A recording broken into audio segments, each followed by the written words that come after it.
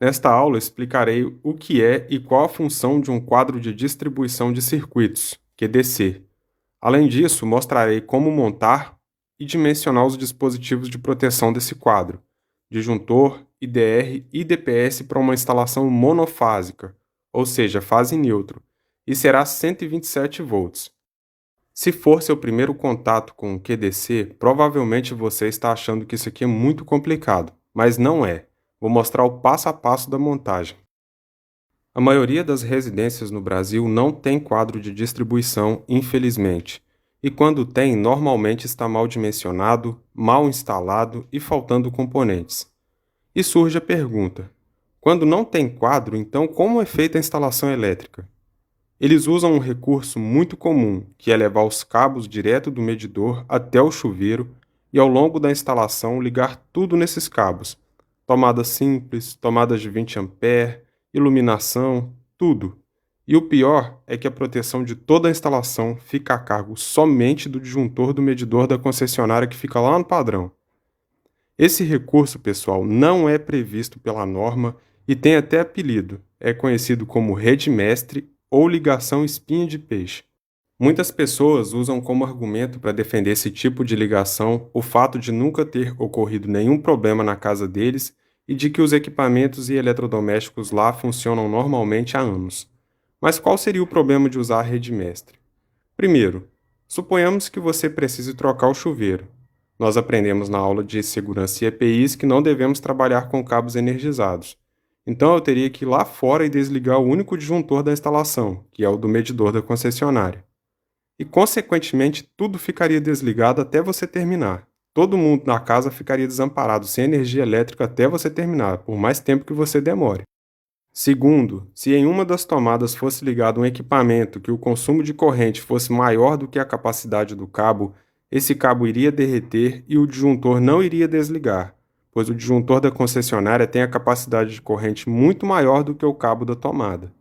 Terceiro, não tem organização, o que prejudica qualquer manutenção futura e fica impossível de ligar qualquer dispositivo de proteção. Esse tipo de ligação é muito fácil de fazer, por isso você vê muitas pessoas que não são do ramo, que nunca fizeram um curso ou um treinamento, bater no peito e dizer que sabe fazer uma instalação elétrica de uma casa. Mas o que ele sabe fazer de fato mesmo é emendar cabo de forma irresponsável. Para corrigir isso, teremos que substituir a rede mestre por um quadro de distribuição. Por enquanto, não se preocupem com a seção dos cabos de alimentação principal nem com o disjuntor do medidor da concessionária. Eu vou explicar isso detalhadamente mais adiante. Para proteger os cabos da alimentação principal, vamos precisar de um disjuntor geral de 63 amperes. Ele não precisa ter necessariamente a capacidade de corrente igual à do disjuntor da concessionária. Pode ser igual ou menor, nunca maior. Teremos 4 disjuntores para os 4 circuitos, de 10 amperes para a iluminação, de 40 amperes para o chuveiro, de 20 amperes para as tomadas de uso geral, de 20 amperes para a tomada de uso específico. Pessoal, eu coloquei só uma tomada de uso geral, mas um circuito tem várias, e iluminação também. Coloquei uma só para exemplificar. A montagem é bem simples. O neutro é ligado diretamente no barramento. Do barramento do neutro será distribuído, um para cada circuito.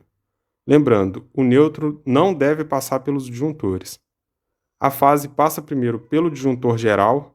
Como você viu na aula sobre disjuntores, os disjuntores de corrente alternada não têm polaridade. A ligação da fase pode ser feita tanto por baixo quanto por cima. Após passar pelo disjuntor geral, a fase será distribuída para os outros disjuntores por um barramento do tipo pente, que pode ser de 63 ou 80 amperes e de 8 terminais. Esse barramento, por ser um condutor, deve ter a capacidade de corrente igual ou maior do que a do disjuntor geral, conforme já mostrei para vocês. Use isoladores nos terminais que não forem usados. Agora é só distribuir os cabos dos circuitos. Cabo de 1,5 para iluminação, de 2,5 para as tomadas e de 6 milímetros para o chuveiro. Duas observações. A ligação dos cabos do chuveiro deve ser direta. Nunca deve ser ligado por tomada e interruptor. Isso consta no item 9523 da norma. Segundo, o condutor neutro não pode ser comum a mais de um circuito. Isso consta no item 62621. Tem que ser um neutro para cada circuito. Pessoal, essa instalação desse QDC não está completa. Falta aterramento e dispositivos de proteção como IDR e DPS. Essa primeira parte da aula foi apenas para mostrar a correção de um dos principais problemas da falta de quadro, que é a rede mestre. E após verem essa primeira aula, vocês já estão com mais base para entender uma instalação completa de um QDC. Agora sim, vamos fazer a instalação completa. Do medidor vem o neutro e a fase. E do nosso aterramento vem o cabo de proteção. Esse aterramento é independente do aterramento da concessionária de energia. Temos um trilho do tipo DIN e dois barramentos, um para o neutro e outro para os cabos de proteção. Os cabos são de 16 mm. Usei como base a tabela 1 da ND51 da CEMIG, que é a concessionária do meu estado natal, Minas Gerais. Nela, informa que para uma carga instalada de 6,4 a 8 kW em um circuito monofásico, o cabo deve ser de 16 mm e o disjuntor de 63 A. Só de curiosidade, como podem ver aí nessa tabela também consta que o medidor da concessionária deve ter uma haste de aterramento com um cabo de 10 mm para fazer o aterramento funcional, que não tem o objetivo de proteção. Ele tem o objetivo de referenciar o neutro ao terra e deixar esse neutro zerado, garantir o potencial zero dele. Bom, vamos dimensionar os disjuntores e os cabos dos circuitos. Teremos 6 circuitos. Teremos um disjuntor de 40 amperes curva B para o chuveiro de 4.600 watts e o cabo será de 6 mm. 4.600 watts a 127 volts consome 36 amperes da rede. Um disjuntor de 40 amperes atende muito bem a essa demanda, e um cabo de 6 mm a dois condutores carregados, conforme tabela 36 da norma, coluna B1, que significa que é embutido em alvenaria, conduz 41 amperes. Lembra da regra? O equipamento deve ter o consumo máximo de corrente menor do que a capacidade de condução de corrente nominal do disjuntor, e o disjuntor deve ter a capacidade menor do que a capacidade do cabo para ele conseguir proteger esse cabo de uma sobrecorrente. Disjuntor de 10 amperes curva B para iluminação, cabos de 1,5. Disjuntor de 16 amperes curva B para uma tomada que suporta até 20 amperes. Ela será usada para um secador de cabelo de 1.800 watts. 1.800 watts a 127 volts consome 14 amperes da rede. Os cabos serão de 2,5. Disjuntor de 20 amperes curva C para uma tomada de 20 amperes, que será usada para atendimento a um forno ou um micro-ondas de 2.000 watts. 2.000 watts a 127 volts consome 16 amperes da rede, um pouquinho mais de 16.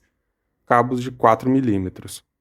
Coloquei esse cabo de capacidade maior por causa do fator de agrupamento de cabos, pois eles compartilharão o mesmo eletroduto com outro circuito.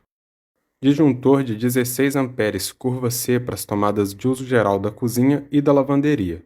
Lembrando que as tomadas de uso geral da cozinha e da lavanderia devem ter um circuito exclusivo para elas. Isso consta na norma no item 9532. Usei essa curva pois os equipamentos da cozinha, na sua grande maioria, são de motor de indução.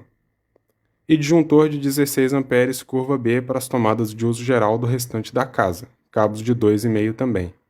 Pessoal, nem sempre conseguimos comprar disjuntores com a curva correta, mas estou mostrando o que deveria ser. No exemplo que eu vou fazer na prática, eu só consegui comprar com curva C. Teremos 3 componentes de proteção geral. Um disjuntor geral de 63 amperes curva C para proteção da fase. Ele deve ter a curva igual à maior curva dos disjuntores dos circuitos, que no nosso caso é a curva C. Um DPS para proteção dos equipamentos contra sobretensão na rede. Vai ser só o mesmo e vai ser para a fase. Ele é de classe 2, que é instalado no QDC, de 175 ou 275 volts de tensão nominal. No mínimo 1,1 vez a tensão entre fase e neutro. Isso é definido pela norma. Por que eu coloquei de 275 como possível de ser usado? Normalmente as sobretensões são altíssimas, então 275 volts é eficaz em proteger uma instalação de 127. Mas se você quiser uma proteção mais refinada, o de 175 volts é a melhor opção. O que não pode é o contrário, ligar um DPS de 175 volts em uma instalação monofásica 220 volts. Por fim, de 20 a 40 kA de corrente nominal, indicado para residências em áreas urbanas. Se você mora em uma área rural, use DPS de no mínimo 45 kA. Isso é necessário porque na zona rural a sobretensão por descargas atmosféricas geralmente é maior. Um IDR bipolar para detecção de corrente de fuga e proteção das pessoas contra choques, principalmente em áreas molhadas ou que possam ser molhadas. Ele é de classe A, que é usado em corrente alternada, de 63 amperes de corrente nominal. Se o IDR for ligado em todos os circuitos, então ele deve ter a capacidade de corrente igual ou superior à do disjuntor geral. Nunca inferior, senão ele vai queimar. Sim, ele vai queimar, não vai desarmar. O IDR detecta fuga de corrente e não sobrecorrente. Essa é a função do disjuntor. A sensibilidade dele é de 30 mA de corrente de fuga. Se o disjuntor geral tiver capacidade de corrente maior do que a do IDR, então use o IDR somente nos circuitos que atenda a tomadas que ficam em áreas molhadas ou que possam ser molhadas. Limite o uso dele apenas a esses locais. Apenas para reforçar, o disjuntor tem a função de proteger a instalação contra sobrecorrente, o DPS para proteger os equipamentos contra sobretensão e o IDR protege as pessoas contra choques quando detecta fuga de corrente. Como você viu na aula sobre as funções do aterramento, o neutro não precisará de DPS, pois ele será ligado, ou seja, equipotencializado com o terra. Faremos essa conexão no próprio barramento do terra.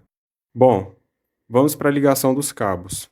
O terra e o neutro serão ligados diretamente no barramento do terra, mas antes vamos usar terminais tubulares nas extremidades dos cabos. Isso é necessário, pois os cabos serão fixados em contato direto com o parafuso do borne do barramento, e sem o terminal, o parafuso fere os filamentos do cabo. Vamos fazer isso com todos os cabos do quadro. Do barramento do terra, o neutro será ligado no IDR. Uma observação: o borne correspondente ao neutro no IDR tem a letra N. A fase passa primeiro pelo disjuntor geral. Após passar pelo disjuntor, a fase será ligada no DPS e jampeada para o IDR. Podemos fazer essa ligação com cabos ou com barramento, mas é necessário cortar o terminal do barramento que está na direção do neutro. Internamente ficaria assim. Normalmente esses dispositivos são de tamanhos diferentes e não ficam alinhados. Então usaremos o cabo. Ele deve ter a mesma seção dos cabos de alimentação principal, o que no nosso caso é 16 mm. No borne onde serão ligados dois cabos, será necessária a compressão de um terminal tubular duplo. O cabo que será ligado no outro borne do DPS deve ser ligado também no barramento do terra, e deve ter no mínimo 4 mm de seção, e não pode ter mais de 50 cm de comprimento. Isso é definido pela norma no item 63529, conforme vimos na aula sobre DPS. Após passar pelo IDR, o neutro será ligado no barramento dele, lembrando que ainda deve ser um cabo de 16 mm. Pronto, nosso barramento do terra está funcionando como BEP, barramento de equipotencialização principal. A fase será ligada nos disjuntores por um barramento do tipo pente de 63 ou 80 amperes. Esse barramento vai fazer a distribuição dessa fase da saída do IDR para os disjuntores. Mas antes coloque aí os disjuntores no lugar. Pessoal, lembrando que é indiferente a posição dos disjuntores dos circuitos, tá? Porque a ligação é em paralelo e quando a ligação é em paralelo as correntes se dividem no nó, e o nó é o próprio barramento. Use isolador no terminal do barramento que não foi usado ou corte esse barramento. Muita gente me faz a seguinte pergunta: por que o disjuntor geral não tem o valor de corrente igual à soma dos disjuntores dos circuitos? Pessoal, dificilmente todos os equipamentos estarão ligados ao mesmo tempo. Não faz nem sentido eu colocar um disjuntor com a capacidade igual à soma dos disjuntores dos circuitos. Fora que o disjuntor geral é dimensionado com base no cabo de alimentação principal, e não na quantidade de circuitos. O quadro está montado, basta distribuir os cabos dos circuitos. De 6 mm para o circuito do chuveiro, vai tirar um cabo do aterramento, um cabo do neutro e um cabo da fase que vai sair do disjuntor. De 4 milímetros para a tomada de 20 amperes da cozinha, mesma coisa. Fase saindo do disjuntor, neutro saindo do barramento e terra saindo do barramento do terra. Cabos de 2,5 para as tomadas de uso geral da cozinha e da lavanderia, de 2,5 para a tomada de 20 amperes do secador de cabelo, de 2,5 para as tomadas de uso geral do restante da casa e de 1,5 para a iluminação que não possui cabo de proteção. Para finalizar, coloque o acabamento do quadro e aproveite para adesivar, indicando qual circuito cada disjuntor irá proteger. Disjuntor geral, do chuveiro, forno elétrico ou micro-ondas, tomadas de uso geral da cozinha e lavanderia, tomada do secador de cabelo, tomadas de uso geral do restante da casa e iluminação. Qual seria o melhor local para fazer a instalação do quadro? A norma não menciona nenhum cômodo específico, mas diz que deve ser em um cômodo de fácil acesso, descartando os quartos e, evidentemente, o banheiro.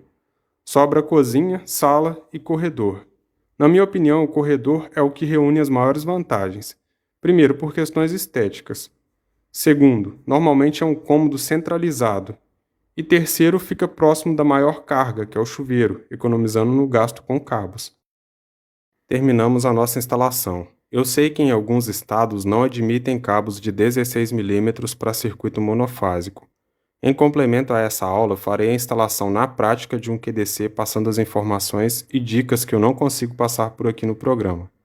Lá os cabos de alimentação são de 10 milímetros e o disjuntor geral é de 50 amperes, o que pode ser a realidade em outros lugares. Então não deixem de ver, é a próxima aula depois dessa.